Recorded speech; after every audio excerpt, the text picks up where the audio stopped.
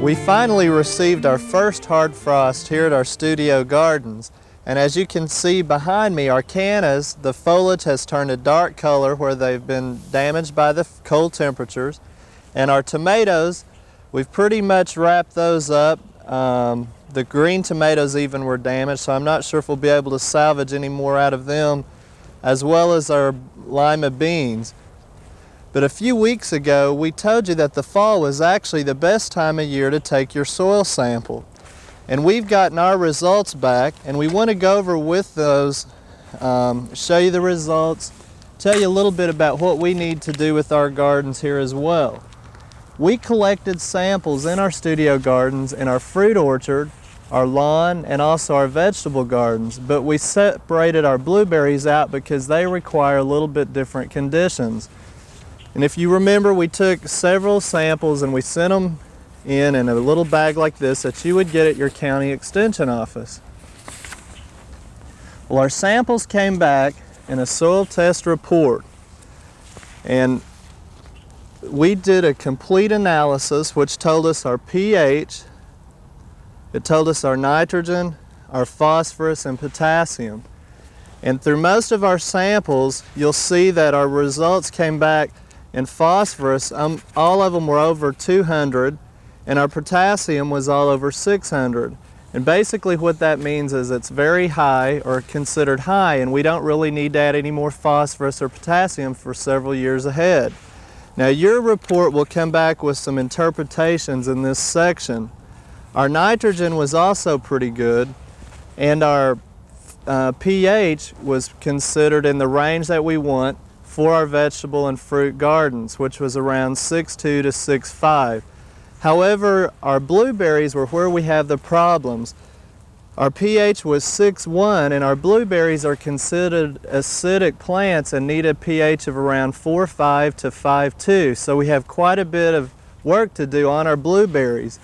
And as a result of the pH being too high, we've got plants that the foliage is very sparse, they're yellow or chlorotic, and that's because the pH is so high, the iron is tied up, and that's why they have this tendency to look in such bad shape. And as a result, there's not much production either. So to lower our pH, we'll use some sulfur. And we'll use about the equivalent of 1 pound per 100 square feet. And remember, sulfur lowers the pH and makes it acidic. Lime raises the pH and makes it more alkaline or sweet. And what we'll do is sprinkle a little bit around the plant, and we'll do this in an area where we pull back some of the mulch, and we'll try to keep from damaging the root system. And then just try to lightly work that in, and then as the moisture activates it, it may take anywhere from 6 to 8 weeks for that pH to start changing.